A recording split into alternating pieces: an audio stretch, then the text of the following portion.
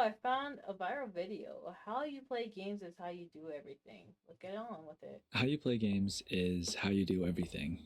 It sounds a little dumb and clickbait at first, but in this video, I kind of want to talk about what that really means and what you and I can do with that information to make some positive changes in our lives. And I'm going to refer to some recent experiences I've had and some things I reflected on in the past few weeks. So recently, I've been playing Cyberpunk for the first time because a lot of my friends mentioned how good the new DLC with Idris Elba is.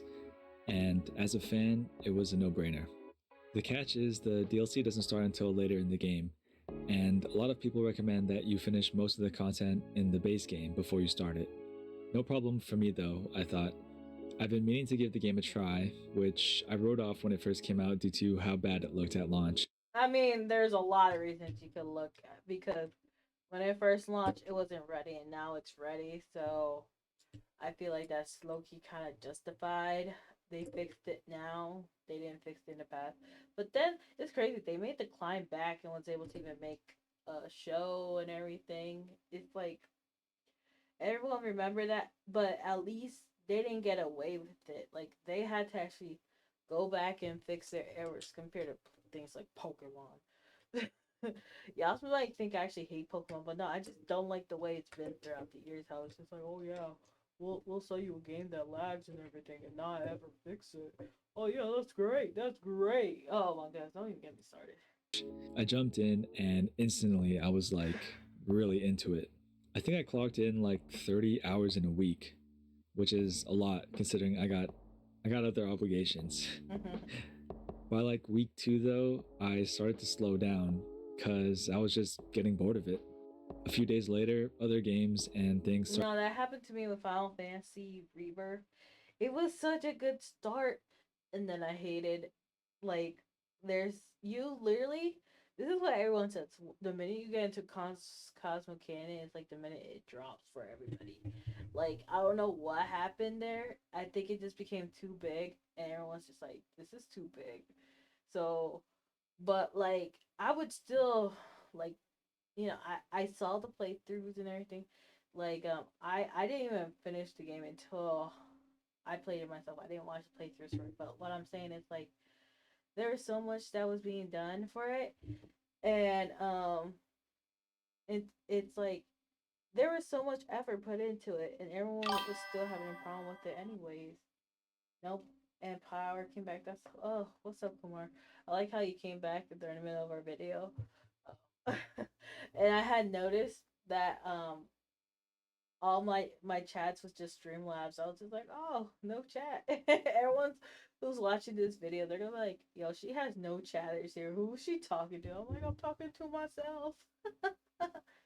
So yeah, um, yeah, Final Fantasy is a perfect example.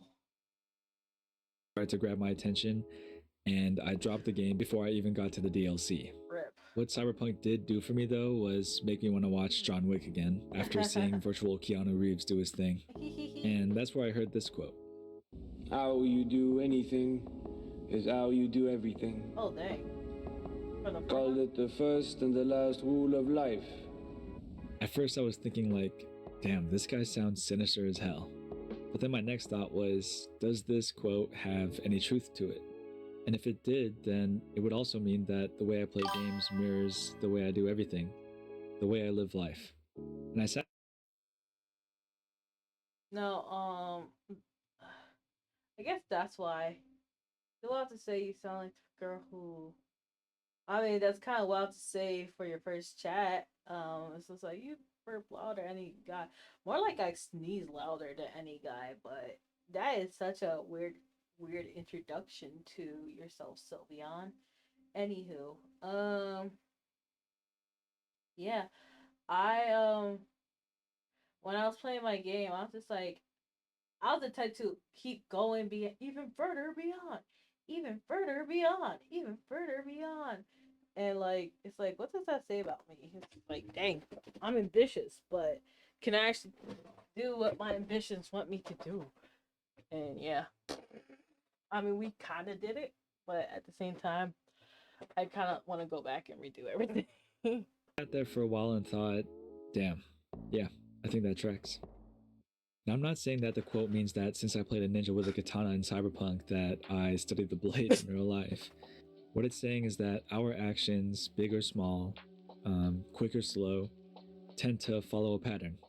It means, in general, people think and act in a consistent way. We're all creatures of habit. If you're a meticulous planner in life, chances are you game the same way. Or if you're a really aggressive risk taker in life, you probably played Jet in Valorant and bottom frag.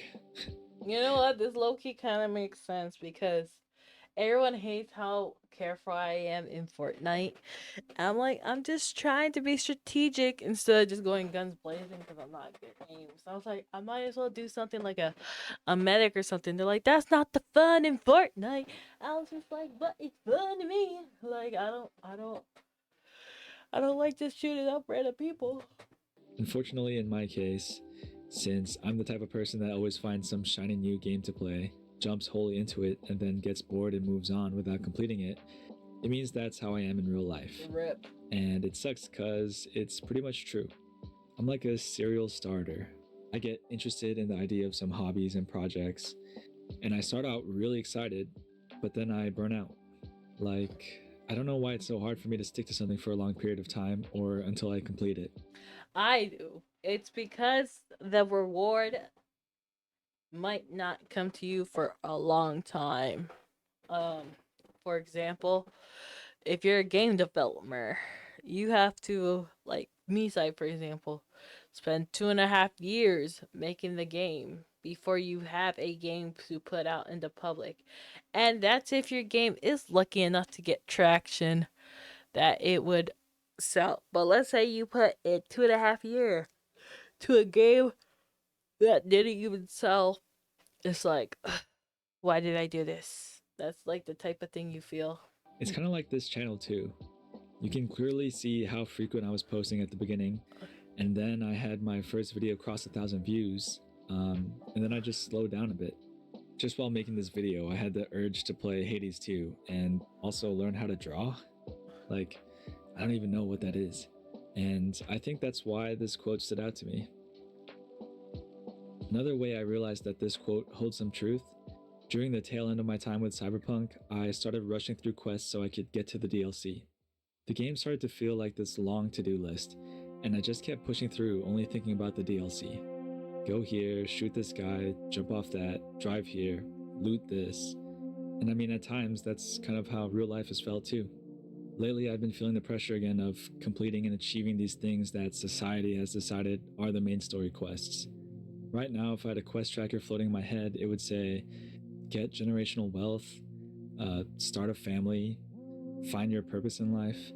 And I've been trying to achieve these things, just like Cyberpunk, without much thought at all. And I'm straight up not enjoying it. I'm too focused on getting to the end. I need to go here, do this, kiss up to this manager, buy this stuff to keep progressing in life. I wasn't always obsessed with meeting these expectations though, just like how I didn't always rush through game content.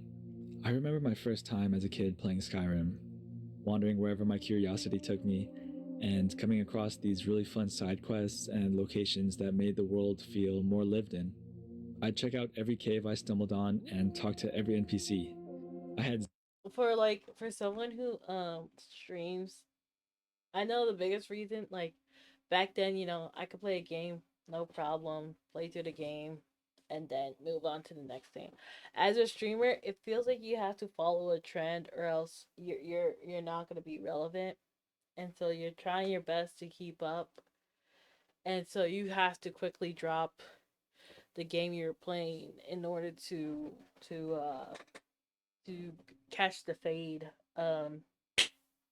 catch the fad, catch the trend, and see if maybe if you jump on it, you'll be one of the lucky ones to get traction and have people follow you and so forth. It's unfortunate, but that's just the reality of things. It's like, oh, so I have to play this game now, or no one's gonna want to watch me play it.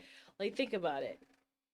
Think of how many people will watch someone play Silent Hill or Persona when it comes out, and then you have to wait a while to want to see another playthrough of it, and you're like, dang. So like, if I wanted to play Until Dawn like this year, I would have to wait till like October time, and be like, oh my goodness, chat, do you guys play Until Dawn? I mean, I already know the story, but let's go play Until Dawn. He.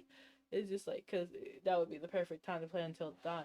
But it's like, the remake is out, but people already played the remake. So what would make you stand out for doing this Let's Play? Zero concern for the dragon that was going to end the world because I was out here hanging out with the companions, trying to become a werewolf. My gaming style back then mirrored my outlook in life. I was still a curious kid discovering how I fit in the world. Side quests, main quests, it didn't really matter. I didn't know it, but back then I was practicing being present and enjoying my time with the game. And I need to be more like my younger self in that respect. The good thing is that we can use the fact that we act and think consistently to make small tweaks in our life and snowball them into bigger, more impactful changes. I mean, there's even a whole book on this called Atomic Habits, which you've probably heard about if you're into the self-help niche. You plant a small seed of change and you just stay consistent with it till the seed roots and boom, you got a big tree. Yeah, it's the consistency that hurts people. Like, let's say you go to the gym, it's been 1 week, you haven't seen no results. So then you kind of don't want to keep going to the gym because you're like, I don't see any more results. What's the point of going to the gym? I'm just gonna go back doing what I was doing because you're like, what's the point? It's not like it's helping me. And so then you're like, there's no point to be consistent with it. If I want to become someone who commits to hobbies and personal projects and sees them through, then I need to start by finishing what I set out to do in video games. And if I want to get back to enjoying everyday life and not be lost in my head about these lofty plans, then I could start by not rushing through game content and instead just taking it slow, finding the fun in the moment-to-moment gameplay. And the idea is, if I make those changes in something as small as how I play games, then it can start to affect the way I read books, the way I work, the way I dedicate time and energy to things that matter to me, and the way I live life. So that's been the challenge I've set for myself. If you have big ambitions like becoming more of a leader or being more adaptable, the best way to start is by starting small and staying consistent. If you want to be more kind, then you gotta stop the urge to flame these people that you are playing with. These small tweaks that we can make while we play games can end up being much more impactful in the long run. Because how you do anything is how you do everything. Cool? So yeah, what are you guys' thoughts on this? Um, the flame everything, and someone comes in, you sound like a girl who can burp louder than any dudes. I'm like, what? Like, that's crazy. Anywho, what are your thoughts on this video? Let me know down below. If you liked it and want to see more, just watch the next video. That being said, this is your girl JJB signing out. Bye bye.